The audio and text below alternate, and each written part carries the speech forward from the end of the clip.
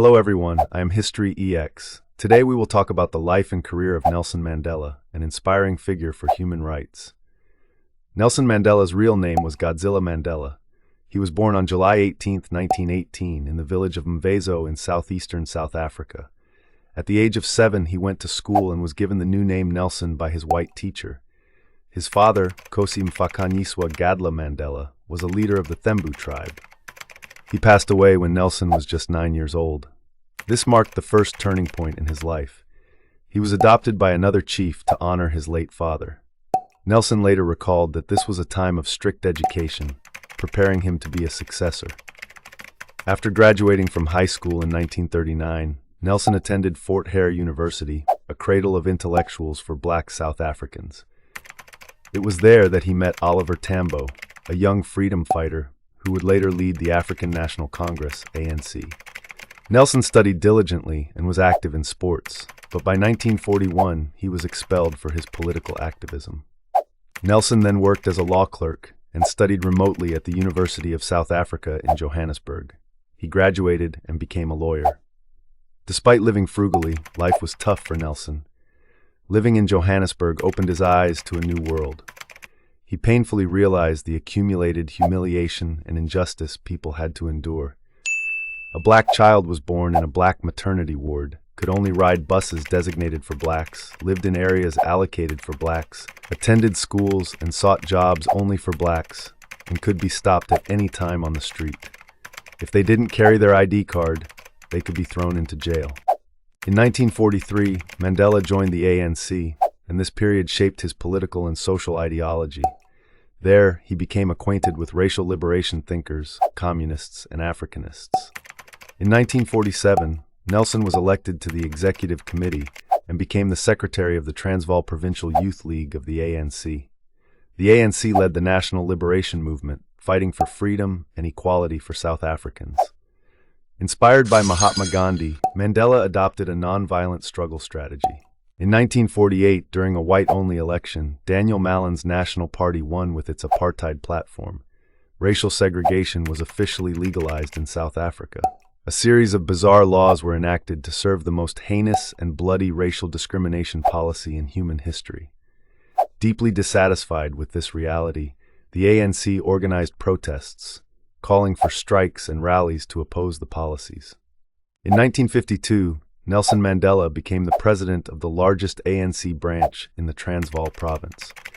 From then, Mandela began his political activism as a black leader.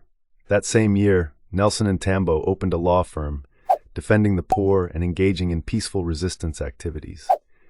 He was arrested for the first time that year on charges of challenging the government. He was forbidden to appear with more than 2 people at the same time, forcing Mandela to go underground. In 1956, Nelson, along with 155 others, was arrested and charged with treason. After 5 years of intense defense, the defendants were acquitted. In 1961, South Africa's political situation became increasingly complex. The ANC was banned by the white government.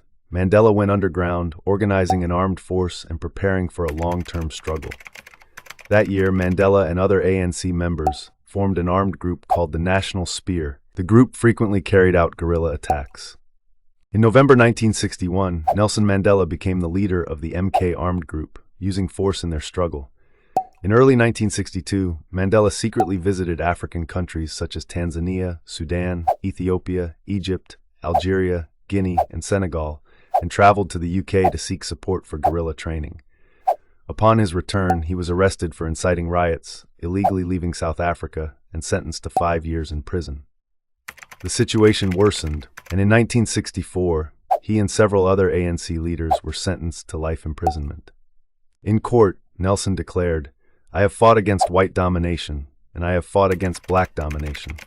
I cherish the ideal of a democratic and free society in which all persons live together in harmony and with equal opportunities. It is an ideal for which I hope to live and see realized, but if need be, it is an ideal for which I am prepared to die." Despite harsh treatment in various prisons, Mandela was confined to a cell on Robben Island for 18 years. While in prison, he continued to fight and even organized educational sessions, turning Robben Island Prison into Mandela's University. In 1982, he was transferred to Pollsmoor Prison on the mainland near Cape Town. In the following years, South African President Botha offered to release Mandela if he agreed to renounce armed struggle, but Mandela refused. By the 1980s, the people's movement both inside and outside South Africa to free Mandela intensified. During this time, the ruling party continued negotiations with the ANC, led by Tambo. The result of these talks was Mandela's release in 1990 at the age of 71. After his release, Mandela resumed his struggle. His first task was to rally the ANC forces, both domestically and abroad. He was soon appointed ANC vice president.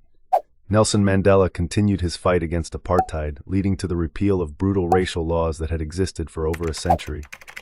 In July 1991, Nelson Mandela was elected ANC president.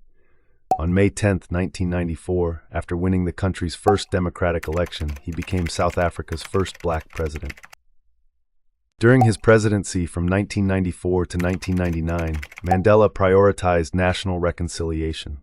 Due to old age, he chose not to serve a second term and retired in 1999. His successor as president was Thabo Mbeki. Nelson Mandela's influence and greatness extended beyond national borders. He was awarded the Nobel Peace Prize in 1993. Since 1999, the United Nations has designated July 18 his birthday as Mandela Day, in recognition of his contribution to global freedom. After retiring, Mandela continued to actively participate in social organizations and human rights causes. From June 2013, Mandela's health deteriorated, and he passed away at 050 on December 5, 2013, in Johannesburg at the age of 94. He once said, "I abhor racism and all its manifestations.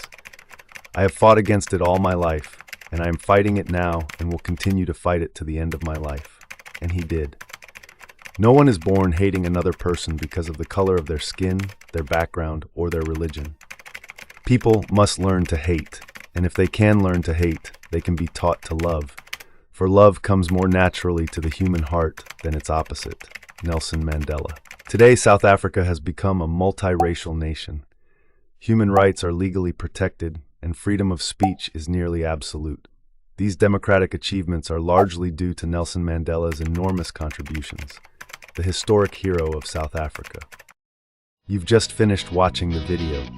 Let me know your thoughts by leaving a comment below. What did you think about this video? If you enjoyed it, please like, share, and don't forget to subscribe to History EX and hit the notification bell so you won't miss any exciting upcoming content.